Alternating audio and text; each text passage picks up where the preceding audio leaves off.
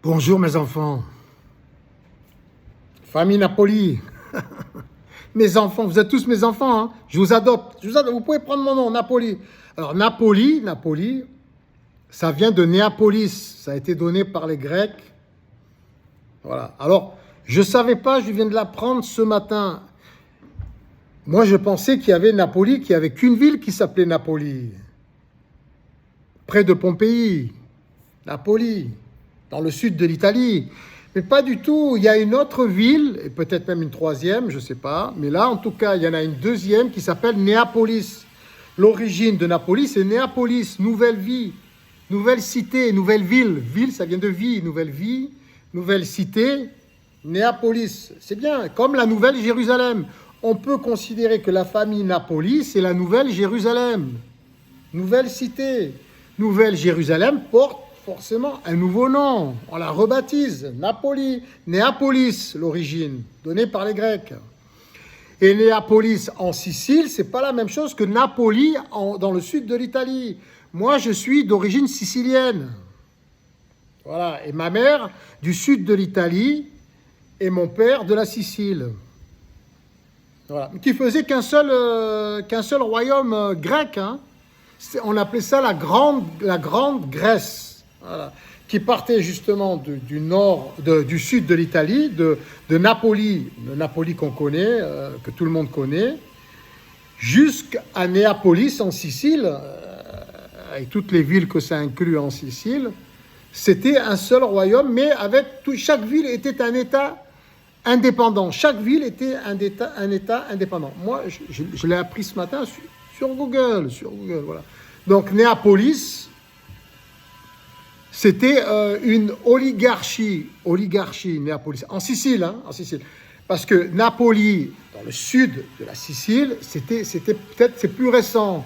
C'est une ville plus moderne, qui a été donnée aussi par les Grecs, aussi le nom, qui vient de Néapolis aussi, mais qui n'avait pas les mêmes spécificités, les mêmes spécialités. Néapolis en Sicile, d'où mon origine, c'était plus peut-être les arts, la politique, les choses comme ça. Il y a un grand amphithéâtre qui est très connu. Voilà. Donc, deux villes qui ont la même étymologie, mais une qui reste, qui s'appelle toujours Néapolis en Sicile. Elle s'appelle toujours Néapolis, à côté de Syracuse. Et Syracuse et Néapolis, à l'époque, c'est 800 ans avant Jésus-Christ. 800 ans avant Jésus-Christ. Hein. Voilà, c'était une colonie grecque. Mais la Sicile a été colonisée 40 fois. Alors, ceux qui se plaignent des colonies, moi, j'ai jamais entendu un Sicilien se plaindre d'une colonie. Jamais. Jamais, personnellement. Dans ma famille, jamais personne s'est plaint d'une colonie. Au contraire, c'est une richesse culturelle. 40 colonies, 40. Bref. Donc, vous faites partie de la famille Napoli, vous faites partie de la nouvelle cité, de la nouvelle ville. La nouvelle, on peut identifier ça à la nouvelle Jérusalem, puisque notre mission à nous, la famille Napoli, ceux qui le souhaitent, hein, voilà, c'est justement donner une continuité à toutes les religions, tous les courants de pensée, religieux ou pas religieux, réactualisés selon les recherches de chacun, selon l'éducation de chacun, selon les connaissances de chacun, réinterpréter tous les courants de pensée, quels qu'ils soient, religieux ou pas. D'accord ? C'est ça la famille Napoli. Nous sommes des oligarques, nous sommes des érudits, des spécialistes. Des spécialistes, et on va sauver l'humanité, notre famille. On considère que nous sommes tous constitués de la même particule élémentaire originelle. Tu comprends ce que je veux dire ? Donc on va être mieux que Jésus. C'est pas qu'on va essayer, on est forcément mieux que Jésus, forcément. Parce que je vais reprendre un peu ce qui a été écrit dans le Nouveau Testament. Par exemple, comme certains reprennent ce qui est écrit dans le Coran ou dans les hadiths. C'est pas des aberrations. Et pas nécessaire de se moquer. C'est vrai que quand c'est fait avec un brin d'humour, des fois, ça donne plus envie d'écouter, franchement. Moi, si c'est un professeur en physique, des fois, c'est dur de rester attentif. Ça dépend le professeur. Il y en a, franchement, waouh. Ils ont une façon d'expliquer les choses. T'as envie d'écouter, tu vois. Donc, c'est vrai, des fois, il y a des jeunes qui expliquent les choses qui sont vraies, auxquelles j'adhère, franchement. Mais qui le disent avec une certaine ironie, une certaine moquerie. Tu comprends ce que je veux dire? Si tu veux que Macron il quitte le pouvoir, si tu l'attaques, si tu le condamnes, si tu te moques de lui, il va dire, mais il va se recroqueviller, il va se renfermer dans sa coquille, il va se défendre, il va se dire, ils m'attaquent, ils sont ignorants, ils sont agressifs, ils comprennent rien. Tu comprends ce que je veux dire? C'est quoi les armes de la moquerie? C'est les armes de qui, la moquerie? La moquerie, la condamnation, l'agressivité, la vulgarité, l'irrespect. C'est les outils des ignorants. Alors, on va essayer d'agir autrement. Alors, un exemple. Moi, je peux parler de la Bible, je la connais et je la relis à chaque fois. Alors, je l'ai lu déjà entièrement il y a quelques années, mais là, je la reprends. Et c'est vrai que je la découvre différemment. Et le Nouveau Testament aussi. Et ça me parle plus en fonction de mes expériences et en fonction de ma maturité aussi. C'est intéressant de toujours relire. Alors, c'est pas faux, mais il faut réactualiser. C'est adapté à l'époque, c'est adapté à la région de la religion. C'est adapté. Donc, il faut réactualiser, il faut réinterpréter. On ne va pas tout jeter à la poubelle. C'est utile. Il y a des gens qui se raccrochent et qui sont pleins de bonne volonté et qui se raccrochent à leur religion. Et ce sont de bonnes personnes et qui font le bien dans le monde. Alors, moi, je ne suis pas spécialiste du Coran, des hadiths, mais il y en a qui le sont. Et ils font ressortir toutes les choses qui sont adaptées à l'époque et qui sont plus valables, ou qui doivent être interprétées de façon différente, ou même supprimées pour certaines choses. Moi, je peux parler de la Bible, de l'Ancien Testament, qui paraît-il, j'ai pas lu la Torah, paraît-il, c'est la même chose, c'est la même base. Et le Coran, c'est un mélange de la Bible, un mélange de la Torah, et plein d'autres choses, peut-être, des Grecs, mais la Bible aussi, la Torah aussi, c'est pareil, les sacrifices, les holocaustes. Est-ce qu'on est obligé, est-ce que Dieu, étant particule élémentaire originelle, qui a construit, qui a créé tous les univers, toutes les dimensions, toutes les galaxies, il a besoin d'un temple avec des colonnes en or ou avec des socles en or, des rideaux brodés, des endroits où tu peux faire des sacrifices, comme si les particules élémentaires originelles, comme si l'Esprit Céleste, il avait besoin de manger des agneaux barbecue, des moutons, des taureaux, des choses comme ça. C'est des choses ancestrales, tribales. Même, si cet Esprit Céleste, cosmique, s'est incarné en un être humain, comme Jésus, ou qui s'est identifié, qui s'est présenté comme une nuée, comme de la fumée, comme de la vapeur, ou comme une flamme. Il fallait qu'il s'adresse, il fallait que cette intelligence cosmique s'adresse d'une certaine façon il y a des milliers d'années. On sort de la préhistoire. Si tu vas parler comme un nutritionniste, comme un psychologue, un psychanalyste, un scientifique, un physicien de la physique nucléaire, un astronome, un astronaute, un politicien actuel, ça c'est les plus compliqués à comprendre. Tu leur parles comme ça il y a plusieurs milliers d'années. Ils vont te rire à la figure. C'était des barbares. C'était des vikings, c'était des sauvages. Il y en avait qui étaient éduqués. Bien sûr qu'il y en avait qui étaient éduqués, mais ils étaient éduqués comment? À la façon de l'époque. Voilà, donc ils trouvaient des moyens. On sait pas si c'est les Lévites qui ont mangé les agneaux sacrifiés, et les bœufs et tout ça. Et c'est possible hein, aussi. Peu importe, le sens ne change pas, nous évoluons. Donc comment avons-nous évolué et comment devons-nous comprendre tous ces écrits sacrés qui partaient peut-être chacun à sa manière? C'est comme si ton père te court après, il veut te fracasser parce que tu as fait une connerie. Tu comprends ce que je veux dire? À l'époque, beaucoup agissaient comme ça. Comprends? Donc maintenant, peut-être qu'on a compris que vaut mieux, plutôt que d'insulter ces gosses, plutôt que d'être violent, de les frapper, il y a d'autres méthodes qui sont plus bénéfiques. C'est de leur dire, de leur faire comprendre, surtout qu'ils ont le disque dur vierge. Ils ne savent pas, ils n'ont aucune référence. Il faut leur dire, ils ne comprennent pas, ils découvrent la vie, ils découvrent la société, surtout quand ils ont 2 ans, 3 ans, 4 ans, 5 ans, 6 ans. Après ils peuvent, ils ont une petite expérience, ils arrivent à analyser par eux-mêmes. Mais même à 20 ans, mais même à 30 ans, mais même à 50 ans, mais même à 60 ans.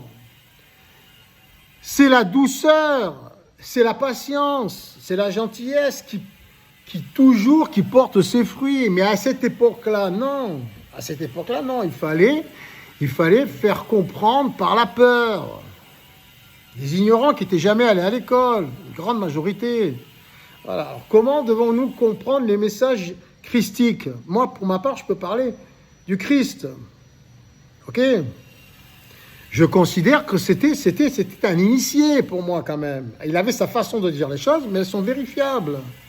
Il y a des choses qui ne me plaisent pas, comme, je le dis à chaque fois, créer du vin. Non, même dans l'Ancien Testament, c'est écrit. Ça parasite le cerveau, l'alcool. Que ce soit du vin, j'aurais préféré que ce soit du jus de raisin, qui symbolise le sang de Jésus. Voilà. Et son corps, du pain, c'est très bien. Le pain, l'hostie, c'est très bien. Voilà. Mais pas le vin, pas l'alcool. L'alcool, c'est néfaste pour l'organisme. Voilà. Ensuite, le fait que... Alors, il y en a un qui a écrit, alors, je sais plus, c'est un apôtre ou un scribe. Le scribe, c'est un écrivain qui écrivait pour les apôtres aussi. Non seulement pour Jésus, mais aussi pour les apôtres, je suppose. Alors, est-ce que c'est l'apôtre lui-même qui a écrit ou c'est quelqu'un qui a écrit pour lui? Ils ont écrit que ceux qui ne voulaient pas entendre le message de Jésus, c'était leur affaire, et ils devaient quitter la ville ou la maison dans lesquelles, pour les villes, se trouvaient ces personnes qui ne voulaient pas écouter le message christique, et ils devaient secouer leurs sandales. L'air de dire, on ne veut rien emporter de mauvais de ces gens-là avec nous, même pas sous nos sandales. Voilà.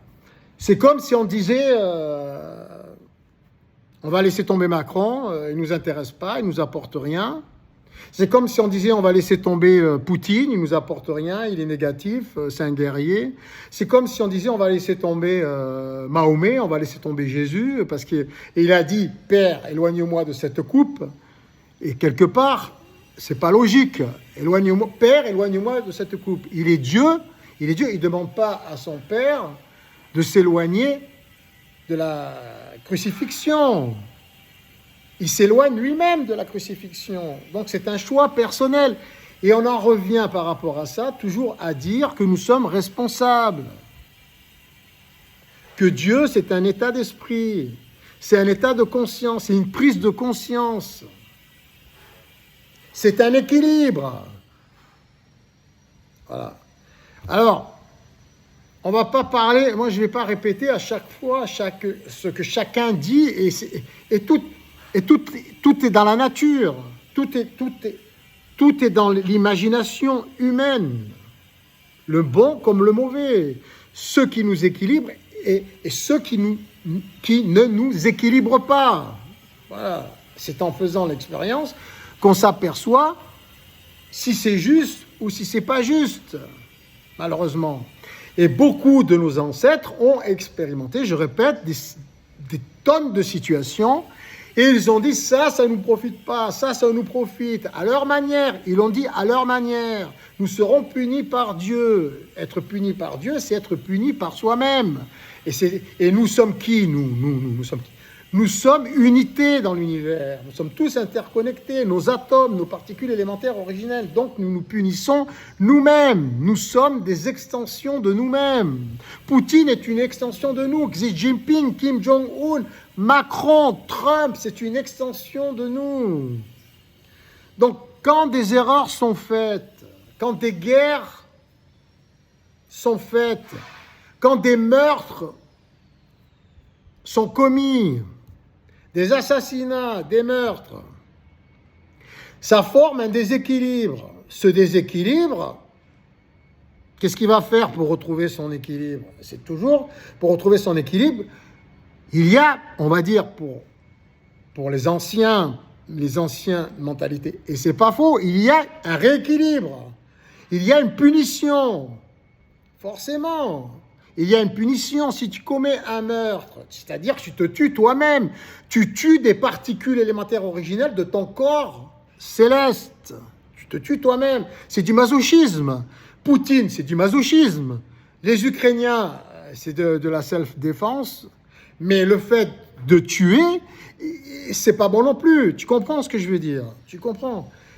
Même si tu es attaqué, le fait que tu tues des particules élémentaires sous la forme humaine, c'est comme si tu te tuais toi-même un certain nombre de tes propres particules élémentaires originelles. Donc il y a un rééquilibrage. Et quel est le rééquilibrage? Il se fait tout de suite, le rééquilibrage. Beaucoup d'Ukrainiens meurent, comme beaucoup de Russes meurent. Et ça engendre beaucoup de choses autour, car nous sommes unités sur le plan universel, mais sur le plan mondial. Ça cause des effets négatifs, puisque c'est un déséquilibre. Ça cause des effets négatifs sur l'ensemble de l'humanité, car nous ne faisons qu'un sur le plan atomique, et il y a des réajustements qui s'effectuent, des prises de conscience. Du coup, on cherche à comprendre pourquoi, comment, et qu'est-ce qui s'est passé. Donc, dans le mal, il y a du bien. Ce mal que certains appellent sacrifice, par exemple. Tu sacrifies quelque chose pour qu'il y ait une prise de conscience de cette chose qui est mauvaise pour pouvoir ne plus la reproduire. S'il n'y a pas cette prise de conscience, s'il n'y a pas ce mal, comment tu sais que tu es dans le bien? S'il n'y a pas quelque chose de mal qui est effectué, comment tu sais que ce mal-là, c'est la cause d'une erreur de jugement, d'appréciation, d'un mauvais choix, d'une mauvaise attitude, d'une mauvaise parole et d'une mauvaise pensée? Comment tu fais? Tout existe grâce à son contraire, c'est ça l'équilibre, c'est la dichotomie, ça s'appelle. Chaque chose existe grâce à son contraire. C'est ça Dieu, c'est former un équilibre. D'accord? Mais nous le vivons concrètement. C'est mis en application. Alors, moi je suis fier des nouvelles générations parce qu'ils ont pris conscience de ça, et même des moins jeunes, et de plus en plus. Et ils essaient de nous l'insuffler de différentes manières, chacun selon son talent, ses prédispositions, ses inspirations, ses goûts.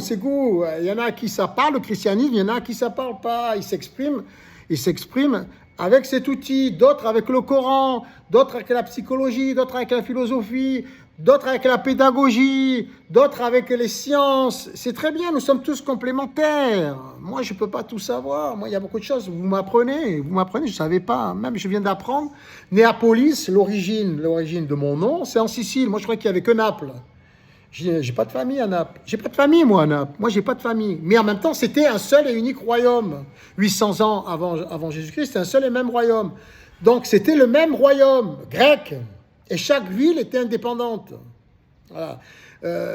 C'était une oligarchie à Néapolis, en Sicile. Et Syracuse, juste à côté, c'était autre chose. Je ne sais plus, c'est quoi? Autre chose. Voilà. Comme s'il y avait une république, une démocratie. Tiens, Syracuse, je crois que c'était une démocratie. Alors, tu vois, la démocratie, il y a 800 ans, ça existait déjà en Sicile. J'ai ça dans le sang. C'est pas un hasard, c'est héréditaire, c'est génétique. Il y a quelque chose en moi. Mon nom de famille, mon prénom, Jean-Luc, Jean-Luc. Ça a une étymologie aussi. Mon ange gardien, pour ceux qui s'y connaissent. Alors, ça fait cucul la praline quand on parle de son ange gardien. Mais c'est sa mission sur Terre. Il y en a qui croient. Allez dire ça il y a 2000 ans, 3000 ans, 4000 ans à Moïse quand il est redescendu de la montagne. Moïse, il n'a pas cherché à comprendre. Il a dit, vous avez contrarié Dieu, je tue 4000 juifs. Mais il y en a qui pensent encore comme ça, chez les musulmans, chez les juifs et même chez les chrétiens, ce qui a donné le Ku Klux Klan, ce qui peut donner maintenant là, les chevaliers, les templiers. Il y a eu les croisades, mais pas que chez les chrétiens, chez les musulmans, peut-être même les maoïstes, les taoïstes, les shintoïstes, les bouddhistes. Les animistes, encore pire les animistes, c'est des guerres tribales, même encore là en Papouasie, ils s'entretuent pour des plumes, pour des coquillages. Pour vous dire, ça existe encore maintenant. Donc, à nous, la famille Napoli, ceux qui veulent être adoptés par moi, je ne suis pas pire que Jésus, et je vais essayer d'être meilleur, et on va essayer d'être meilleur. Alors, dans quel sens on va essayer de être meilleur?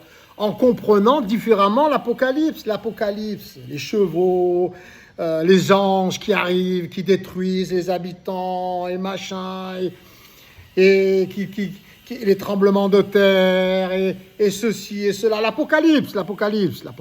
Comment pouvons-nous comprendre d'une manière intelligente, sensée, ouverte d'esprit, lorsqu'on a conscience que nous faisons qu'un sur le plan quantique, particule élémentaire originelle? Nous devons comprendre que c'est une prise de conscience de chacun et que à chaque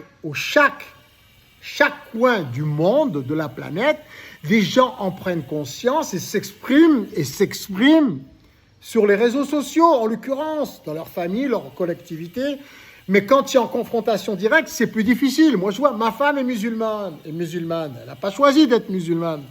Moi, je suis chrétien. Je n'ai pas choisi d'être chrétien. Mais je change pas, j'essaie d'avoir la meilleure interprétation des évangiles, du Nouveau Testament, parce que l'Ancien Testament, ça équivaut à la Torah et ça équivaut au Coran, hein, je vous dis sincèrement. Heureusement que Jésus est arrivé à créer un schisme, mais il n'est pas parfait, Jésus. Il a commis des erreurs. Ah, je vous ai dit, je ne sais pas si c'est à quel âge, 12 ans. Non, il avait encore son père. Peut-être il avait 10 ans, peut-être moins. Son père adoptif, Joseph. Voilà. Il est parti 3 jours. Tu te vois ton gosse de 10 ans ou 11 ans, minimum, hein, parce que peut-être il avait moins que ça encore. Il part 3 jours, il disparaît. Et il retrouve ses parents, la Vierge Marie et Joseph, son père adoptif. Il le retrouve dans le temple, en train de parler avec les rabbins de l'époque, dans la synagogue. Hein, tu te vois ton fils faire ça? Bon, même au niveau de Jésus, et quand je répète encore à chaque fois, dire « Père, éloigne-moi de cette coupe », à qui il parle? C'est lui le Père ou pas? Non, nous le sommes tous, Père, Fils, nous sommes tous oncles. Nous sommes Dieu, nous sommes l'énergie céleste, nous sommes l'humanité interconnectée et nous créons nous-mêmes notre société. Qui sait? Il est là, Jésus, il est là, Jésus, il est là. Mahomet, Mohammed, il est là. Siddhartha, il est là. Ils sont là tous. Ils sont là. Moi, je suis là, je suis vivant. Nous sommes un Dieu vivant. Nous sommes un Dieu vivant. Si nous agissons, nous pensons, nous parlons et nous agissons mieux que Jésus, mieux que Mohammed, mieux que Siddhartha et mieux que les autres, tous les autres psychologues, philosophes, asiatiques, etc. C'est tout bénef pour nous. Alors, comment être meilleur que Jésus? Jésus, il guérissait. Il ressuscitait des morts. Putain, Moïse, il a écarté la mer. Mahomet, il a coupé la lune en deux. Il y a une moitié qui est tombée sur une montagne. Bon, apparemment, elle est revenue en place, la lune. Et il est parti au fond des galaxies avec un âne, avec des ailes volantes. Un âne volant. Mais tout est possible hein, dans l'imagination humaine. Hein. Mais avant le Big Bang, de toute façon, tout était là. Hein. Toutes les imaginations possibles étaient là. Hein. C'est après, quand le monde a été créé, après le Big Bang, qu'il a été matérialisé, cet esprit céleste s'est matérialisé, il y a des choses qui étaient plus possibles. Mais qu'ils sont peut-être, que ce soit vrai ou pas, l'histoire de la Vierge Marie, l'histoire de Jésus, que ça a été inventé, l'histoire de Joseph, l'histoire de Mohammed, l'histoire de Siddhartha, l'histoire de ceci, de cela, de tous les dieux grecs, de tous les dieux égyptiens, et qui se retrouvent un peu partout, on dirait. Et c'est vrai qu'ils ont un peu tous pompé les uns sur les autres, mais c'est pas grave. Au final, nous comprenons quand nous avons un peu d'éducation, nous réfléchissons, nous avons un peu de bon sens et nous essayons d'interpréter tout ça du mieux possible pour que ça nous réussisse, quel que soit notre courant de pensée, quelle que soit notre religion. Heureusement. Mais attention, beaucoup de gens n'ont pas d'éducation, lisent tout au premier degré, quelle que soit la religion, quelle que soit l'association, le club pervers ou obscur, ils regardent tout, ils comprennent tout au premier degré et ils sont dangereux pour eux-mêmes et pour nous, pour l'humanité. D'où l'importance de l'éducation, de l'ouverture d'esprit, l'ouverture des consciences. C'est ça le retour de Jésus-Christ. C'est ça l'Apocalypse. Et chacun y met du sien sur les réseaux sociaux, autour de soi. Autour de soi, c'est fatigant. Hein. Moi, je vous dis sincèrement, souvent, on n'est pas entendu auprès de sa famille. Hein. Vaut mieux faire des vidéos dans toutes les langues du monde. Vaut mieux. Et gentiment, hein, intelligemment et concrètement. Si tu te moques, la personne se ferme. Elle devient agressive. Elle se renferme encore plus dans ses idées. Ah, il faut essayer de véhiculer intelligemment, gentiment. Nous sommes la même famille. Ok, et nous venons de Néapolis, la nouvelle ville intérieure. C'est une prise de conscience, d'accord? C'est ça l'Apocalypse. Et Dieu qui règne sur terre, c'est quand tout le monde aura cette prise de conscience, cette éducation, cet éveil. Ok? Alors, très bien, les esprits vont s'éveiller. Tous les esprits vont s'éveiller. Les jeunes générations, moi j'ai confiance. Moi j'ai super confiance. C'est vrai. Ça va faire. C'est vrai que maintenant, ça va être difficile de retourner en arrière. Et puis, on ne pourra plus nous faire gober n'importe quoi au niveau politique, quel que soit notre pays d'origine, au niveau religieux, au niveau éducatif, programme éducatif, scolaire. On ne pourra plus nous faire gober n'importe quoi. Il y a des tas de gens instruits, cultivés, sensés, qui se transmettent bien.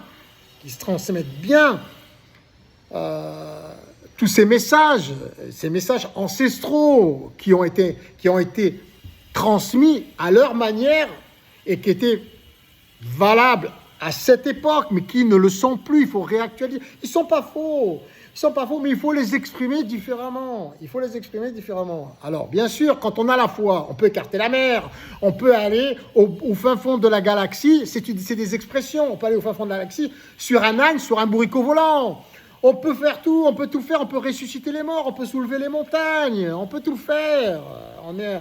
Tu comprends avec la foi, on peut tout faire. Et si tout le monde a la foi, plus on est, plus on peut créer de bonnes choses. Ok?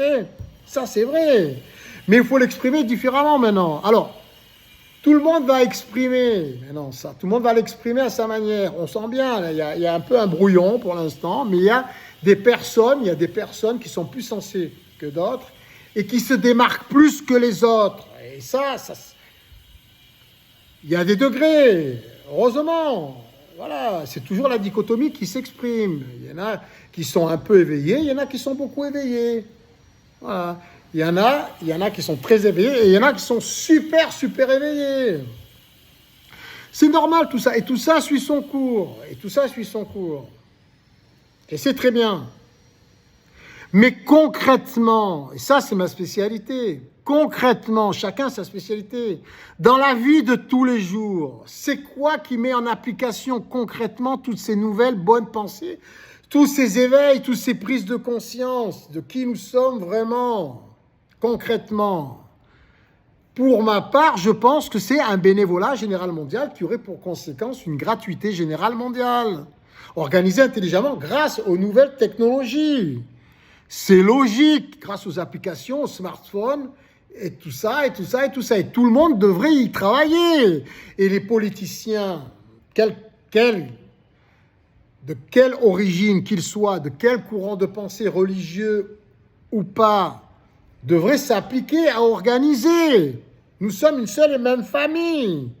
Ok, Néapolis, la famille de ceux qui ont pris conscience, qui sont éveillés et qui veulent vivre une nouvelle vie dans une nouvelle cité céleste, Néapolis, du grec. D'accord? Pour moi, c'est le bénévolat général mondial. Alors, vous me dites, mais nous avons cette prise de conscience, cet éveil, nous sommes Dieu, nous sommes les particules élémentaires. Mais tout est normal, ça suit son cours. Oui, ça suit son cours, c'est vrai, étape par étape. Parce que peut-être le bénévolat général mondial, c'est avant-gardiste. C'est pas utopique, mais c'est avant-gardiste. Et pourquoi nous pouvons dire que c'est avant-gardiste? Parce que en Chine, moi je suis sûr qu'ils y aspirent à ça. Avec leur méthode de points, de faire disparaître la monnaie. Et en Europe aussi. Parce que paraît-il qu'on va supprimer le cash. Tu comprends ce que je veux dire? Alors tout sera vérifiable, tout sera contrôlable. Si tu n'as rien à te reprocher dans tes pensées, dans tes paroles et dans tes actes, qu'est-ce que ça peut faire? C'est tout bénéfice pour toute l'humanité, à condition que ça vienne de la famille Napoli, de la nouvelle Jérusalem, la Néapolis, la nouvelle vie, la nouvelle cité, des gens qui ont pris conscience. Voilà. Donc, au travail, voilà, au travail. Alors, on y adhère ou on n'y adhère pas à Néapolis, à Napoli, à ma famille. Mais moi, je vous considère tous comme mes enfants. Moi, je vous considère tous comme mes enfants. Et ma mission, moi, avec mes enfants, c'est leur donner ce qu'il y a de mieux. Tu fais payer à tes enfants pour ceci, pour cela, pour une éducation. Tu vas leur acheter, tu vas leur faire payer les vêtements qu'ils portent. Tu vas leur faire payer le fait qu'ils fassent du sport, des activités artistiques. Tu leur fais payer quand ils montent dans ta voiture que vous allez faire un pique-nique à la plage. Tu leur fais payer les leçons de ceci, de cela, les cours de ceci, de cela, les écoles de ceci, de cela, les frais médicaux de ceci, de cela. Tu offres tout à tes enfants. Si nous sommes une même famille unique, universelle, atomique, particule élémentaire originelle, nous devons cesser de nous faire payer à nous-mêmes le prix de notre propre évolution comme une vraie famille, comme un père avec ses enfants. Nous sommes tous des pères, des fils, et j'allais dire le Saint-Esprit. Le Saint-Esprit, c'est l'équilibre. On en a parlé tout à l'heure. C'est ça le Saint-Esprit. Alors forcément, comme on nous l'explique à l'église, dans le temple, la synagogue et la mosquée, etc., et dans les associations de ceci, de cela, dans les sectes, bien sûr. Comme on nous l'explique, ça ne nous donne pas envie d'y croire pour ceux qui sont éveillés. D'accord? Donc, que vous soyez prêtre dans une église, imam, ou que vous soyez rabbin, ou que vous soyez grand marabout, ou que vous soyez, je sais pas, un directeur d'une association ou d'une secte, un gourou, ayez cet état d'esprit d'éveil du fait que la finalité, la concrétisation de toutes ces bonnes pensées, de toutes ces bonnes révélations converge dans quoi? Dans une nouvelle société, la création d'une nouvelle société qui est le Graal, la gratuité générale mondiale qui a pour conséquence, qui est la conséquence d'un bénévolat général mondial, organisé intelligemment par tous les politiciens, tous les gouvernements, tous les chefs d'État et tous les puissants. C'est ça. Alors peut-être que l'étape suivante, c'est la numérisation de l'argent, des liquidités, du cash. Si tu n'as rien à te reprocher. Mais ce qu'il faut garder à l'esprit, c'est le message divin bien interprété peu importe la religion. Alors faites le ménage chacun dans vos religions. Il y a des choses qui sont plus valables. Sans être moqueur, sans être juge, sans critiquer, sans être agressif, car elles nous mettent en danger. Nous devons être tous éveillés et transformer tous ces courants de pensée en bénédiction. Ok, en compréhension constructive, positive, comme une famille. Voilà, étape par étape. Peut-être que je suis trop avant-gardiste, peut-être que le bénévolat général mondial, c'est le Graal. Mais c'est ça qu'il faut viser. C'est ça qu'il faut viser. Sinon, on va toujours recommencer les mêmes erreurs avec les mêmes personnes, les mêmes mentalités, les mêmes états d'esprit archaïques, quelle que soit la religion ou le courant de pensée. Réfléchissez-y. Réfléchissez-y. Rien n'est mauvais. Excepté notre propre ignorance, qui a des conséquences néfastes pour toute l'humanité. Pardon. Car nous faisons qu'un. Ok? Ok, ma famille. Ok, la famille Napoli, Néapolis. Napoli de Néapolis, hein? De la nouvelle cité, la nouvelle vie. De ceux, les oligarques qui ont pris conscience et qui veulent aider les autres qui sont en retard. Qui ne veulent pas le pouvoir sur les autres, mais avec les autres. Et nous pouvons tout partager, la politique, le pouvoir politique, économique, gratuitement, selon des méthodes spécifiques et personnalisées pour chacun, et chacun peut évoluer gratuitement. Tout peut être transparent maintenant sur le web. Tout peut être transparent et vérifiable. Et comment être meilleur que Jésus? Comment être meilleur que Mohammed ou Siddhartha ou Confucius ou Mao ou Xi Jinping ou Kim Jong-un ou Macron ou Trump? Comment? C'est pas guérir, c'est guérir pour l'instant, c'est par étapes. C'est pas construire plus d'hôpitaux.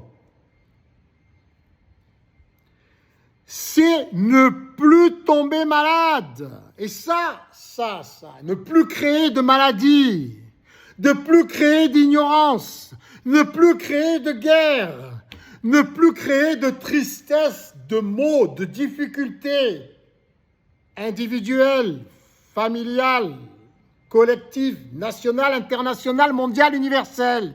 C'est ça être meilleur que Jésus, c'est ça être Dieu, ne plus créer de difficultés. Et pour ne plus créer de difficultés, c'est le Graal. Le Graal, c'est quoi? C'est mettre tout gratuitement à notre disposition pour ne plus créer de difficultés dans l'intérêt général mondial. Je vous aime, la famille Napoli, je vous aime. Nous sommes les meilleurs.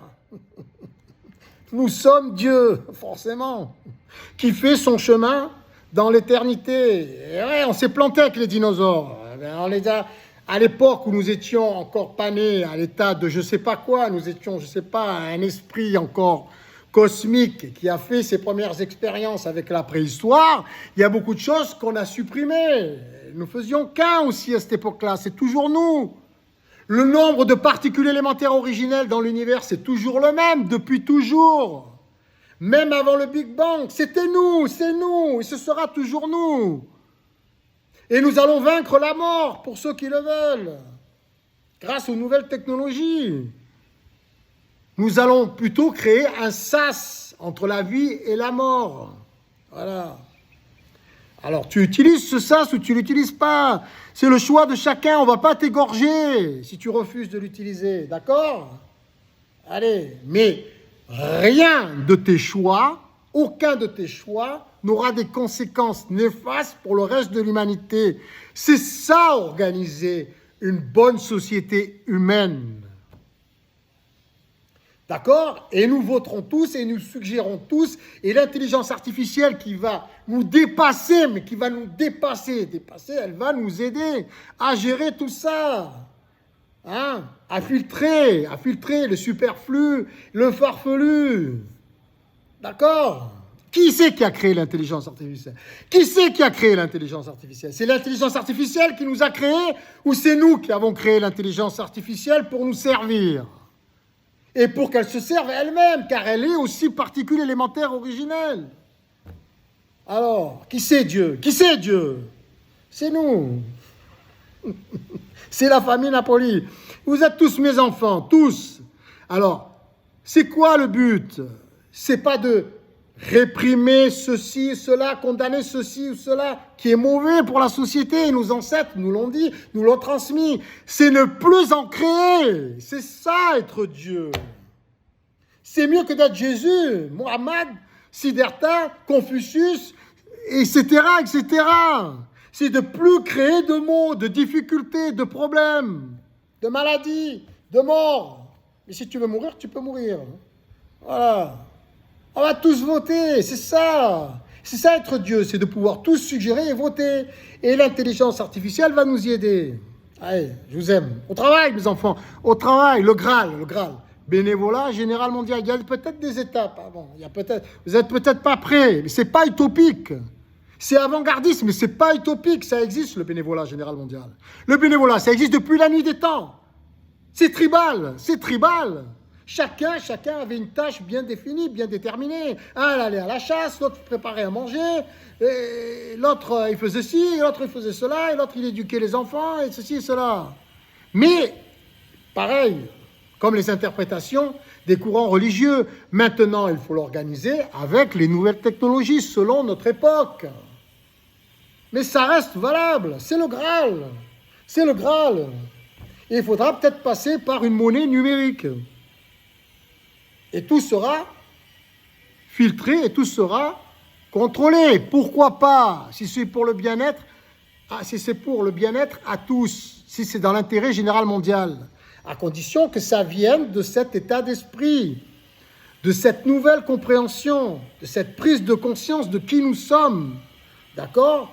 Et que les intentions soient bonnes, soient issues de l'amour de ce que nous sommes, grâce à une compréhension de ce que nous sommes, pas un amour stupide, aveugle, un amour conscient, un amour instruit, un amour éduqué, constructif, positif. D'accord? Je vous aime, hein? Bon travail, mes enfants, bon travail. Napoli, c'est ma famille, vous êtes tous mes enfants. Ok? Nouvelle religion, nouvelle cité, nouvelle Jérusalem. Voilà. Nouvelle religion au courant de pensée, c'est comme vous voulez. C'est tout, mais c'est un équilibre. Un équilibre qui nuit à personne. C'est comme ça. C'est comme ça qu'on sait qu'on est dans l'équilibre, qu'on est équilibré. Ça nuit à personne. Ça nuit à personne. Ok? Tous les courants de pensée mondiaux sont d'accord pour dire que c'est d'intérêt général mondial. C'est ça Dieu, c'est ça l'équilibre, l'harmonie. D'accord? C'est ça la famille Napoli. Ok? Et les anciens, là, les sages, on veut vous entendre sur les réseaux sociaux. Hein? D'accord? Les anciens, les sages, les vrais sages, ils sont où? Ils sont où? Ils sont où? Ok? Non, parce que si on laisse faire Trump, on ne sait pas. Hein? Moi, il me fait peur. Trump, il me ferait peur. Macron, Poutine, Xi Jinping, Kim Jong-un et tous les autres, ils me font peur. Alors, ils sont où les vieux singes? Ils sont où les vieux sages? Hein? On veut vous entendre. Les 40 sages de l'Apocalypse, ils sont où? C'est des rabbins. C'est des rabbins. Il se peut que ce soit des rabbins. Hein? Il se peut comme ce soit des imams, hein? Comme ce soit des prêtres, comme ce soit des directeurs de sectes, des gourous. Mais ayez une nouvelle interprétation, un esprit éveillé de tout ce que vous dites, de tout ce que vous pensez, de tout ce que vous lisez. D'accord? De toutes vos inspirations. Faites le ménage en vous-même, dans vos esprits. Que ça profite à tous. Merci.